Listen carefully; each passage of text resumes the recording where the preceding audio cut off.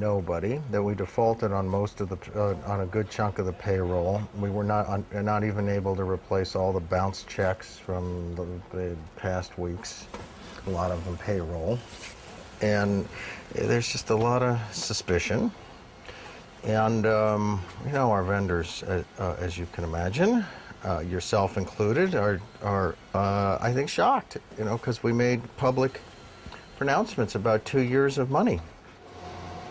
Come on, everybody found out today that whatever deals they had, oh, they're gone. I'm in debt. And I've never been in debt my whole life, even when I was poor, because no one said, go ahead and charge this and we'll pay for it. It's make or break time, you know? It's, we're all in limbo right now, top to bottom. And right now, our darkest hour, to see an entire staff still pulling together and getting it done. And now, today's comforting words from President Bush.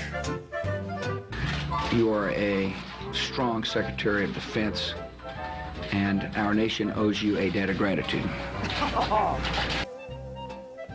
Brought to you by Canada, mocking you quietly for over 200 years. Canada's starting to look better and better. Really, really good. I mean, is the President of the United States kidding me? I need to thank him. I owe him a debt of gratitude. Did you, you know, here's Donald Rumsfeld just knocking himself out, not answering any questions for hours. For hours. I mean, John McCain just asked a question. Could you please explain, as briefly as possible, the chain of command from the Arab Garib prison to you? Rumsfeld says, chain of command?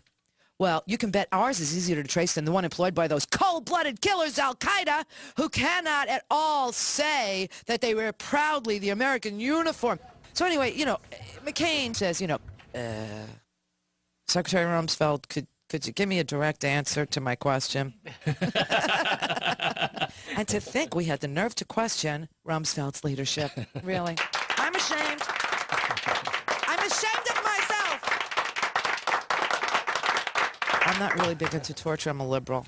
But if you'll give me a floor pass, I promise you, I will go to the next hearing, sit next to Donald Rumsfeld at the table, and perform the Randy Rhoads truth-telling move, which is simply to take my left hand, move it slowly, slowly over Donald Rumsfeld's thigh.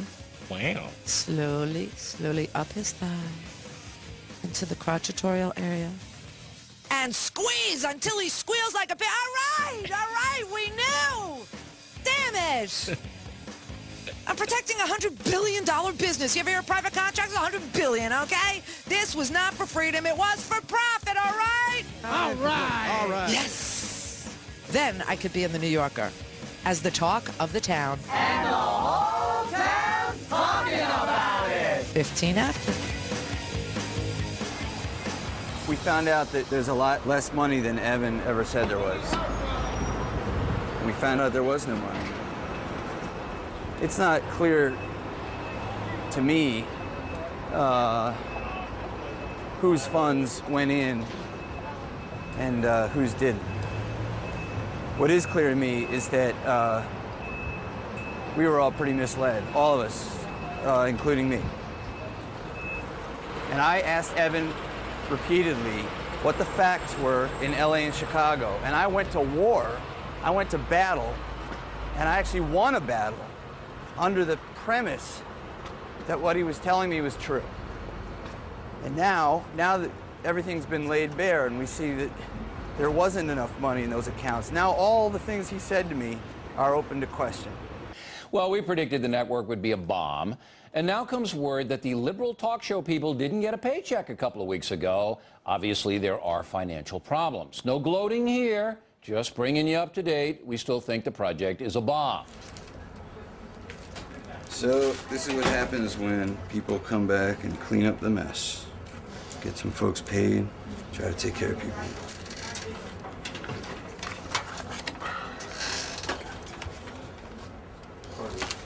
These are ones that can go. Yes. See, I got this there. I don't want to be mad at my friend. I don't want to be bitter or angry. But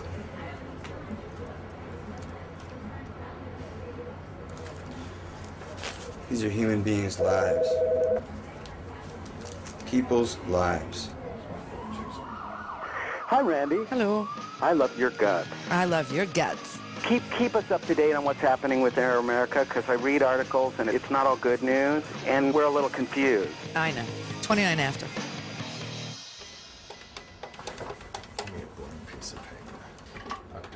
Hi, Sonali. The group is temporarily suspended from all activity until future dollars are received. So therefore, anyone who went on the plan as of March 31st or after March 31st is being told they're not covered. The premium for March is $14,000. If we pay the $14,000, would they reinstate us or not? No, they want the full amount. If the full premium, if the group is not reinstated, you'd be responsible for How it. long do we have to pay it? You need to pay. It needs to be paid ASAP. And your June bill, I think, is being printed out to go out next week. Sweet. So if you could pay, I mean, even like advance some on that June, that's going to help you too. You know. But we got to come up with the 61 grand. That's urgent. absolute, You gotta do that right now. absolute. And that'll Okay. cover you until the end of May. All right. Oh man. Okay. Our insurance was suspended on March 31st. Our broker is trying to get it reinstated. I'm really sorry. It just completely took me by surprise, and I was really pissed off. Who the fuck are these? They're millionaires. What the fuck are they thinking? You know, they're leaving people in the lurch without insurance who can't pay out of their pocket. They can pay out of their pocket. They can fucking pay for anything out of their pocket. In trying to decide what they were going to do with the payroll and not making the entire payroll, they completely forgot about health insurance, but they managed to take it out of people's paychecks. Why aren't we fully covered? Because, I don't know the answer, Jim. I mean, yeah, it's math. I mean, they have to. That's thievery. It's just. That's thievery. If they pay for it, then it's really fucked up. We should get the full benefits until the next pay. The company's 2 months behind. I'll have some more stuff at 2. Okay. Don't leave today without talking to me. All right. Okay. Thanks, Carl. Sure. Yeah, absolutely. Oh, man. I'll tell you, if we come out of this, it'll be more than a minor miracle. It's that bad. Oh, yeah. It seems almost insurmountable. It's too bad. I hate to give this ground in this election year. I really do.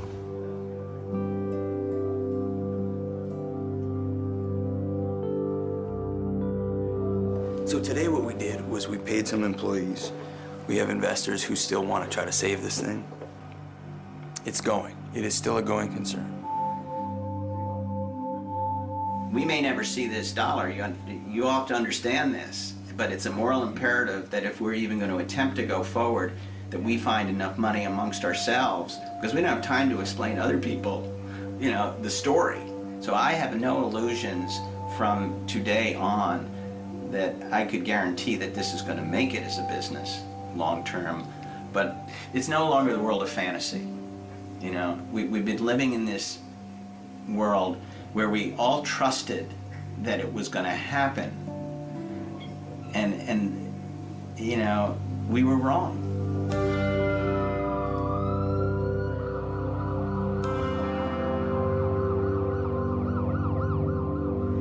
We're waiting for Evan Cohen to show up because he has to sign, he absolutely must sign some papers before we can transfer the ownership of this company. We're doing what we can. It's the 11th hour. Honestly, if this doesn't work out tonight and tomorrow, trying to bring new ownership in and set this straight, then we're going to have to pack it up.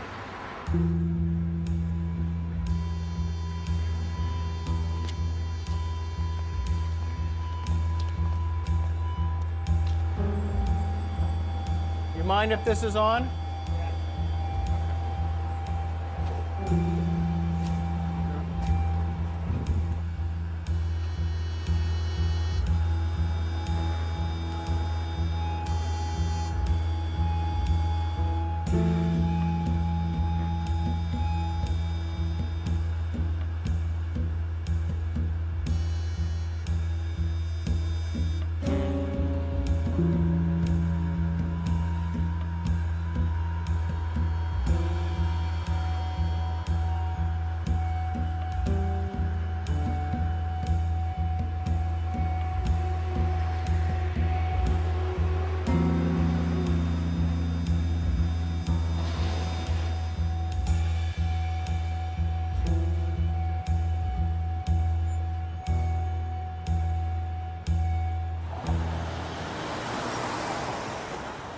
I signed that I oversaw the management and supervision of the company and attested to and that David didn't have anything to do with the financial management of the company. Anyway, I'll talk to you in the morning. When people are hurt and angry, a lot of times they need to blame somebody. So who do you blame? You blame the guy who was in charge. And you know, and a lot of it's my responsibility, so you can't run away from it. Well, obviously, Jesus, I pumped millions of dollars into it. I did everything I could. But hey, early on when it was beautiful and everybody got what they wanted, they were hiring their friends and all sorts of great things. People were happy. But hit a glitch quickly. How quickly goodwill rolls away. We've completely run out of money, and we're desperately trying to get more. Is that a fair way of putting it? I would expected you to be a little more blunt than that. No, seriously, we had a nice pledge of $500,000 today from an investor, and and he says that leads to a $25 million investment. But our problem is... What do we do with all that money? I don't even know what we do with it. And more than that, we're really suffering from once bitten, twice shy. In order to keep people here going, we had to start raising money. We have yet to raise any more money. Sorry. But I still don't think that anybody in their right mind saddles up and rides to the rescue in 36 hours. In all seriousness, look, it's a combination of people having put in money and feeling that they were cheated or somehow misled or that the money was really just not properly allocated. And, they're a little gun shy now. We're okay for tomorrow. We're teetering on the edge. Yeah, but for tomorrow we're okay. But we're teetering on the edge. I mean, it's really we're really in a lot of trouble here, and if we don't get an immediate cash infusion, George Bush and his buddies at the Pentagon are going to run roughshod all over the world. Other than that, we don't take ourselves very seriously. Okay, Mike, you there? Yeah, I'm here. What's up, man? First-time listener. I had to check in to see what you pesky little liberals are up to, and you're whining as usual. But wait. Before you lost the election, he's a court-appointed president. My goodness. That's the only thing you focus on? You guys are going to really need some serious canceling after you lose this election. Oh, yeah? Oh, yeah. You guys are going to lose. Here's what whining sounds like. Hey, Mike... Why are you conservatives so mean? That's a whine. I didn't hear any whining on the show. I'll rein them in, Mike. Don't worry. Enjoy Wisconsin. What was that, Sue? You're going to kiss... That's a battleground state. I want to get rid of him. He wasn't doing anything nice. You're just going to kiss up to him like that? No. Well, I'll wrangle them in. I'll wrangle them in for you. We'll give him a false What is that? False sense of security. Yes, there exactly. we go. We're giving him a false sense of security. Kind of like the American people. If we win this election, I'm going to walk around laughing. Just laughing with glee and joy. It's not a bad point, though, to move beyond the kind of court-appointed presidency stuff. Oh, whose team are you on, British lady? No, believe me, I'm on the team. Whoa.